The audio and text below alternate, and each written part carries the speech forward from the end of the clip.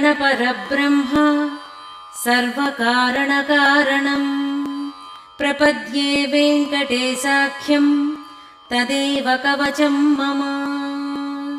सहस्रशीर्षा पुरुषो वेङ्कटेशः शिरोवतु प्राणेशः प्राणनिलयः प्राणं रक्षतु मे हरिः।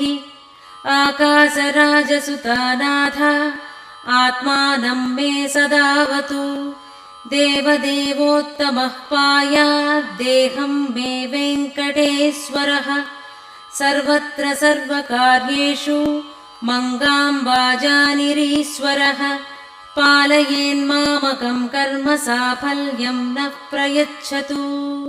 य एतद्वज्रकवचमभेद्यं वेङ्कटेश्वरः सायं प्रातः पठेन्नित्यं मृत्युः तरति निर्भयः।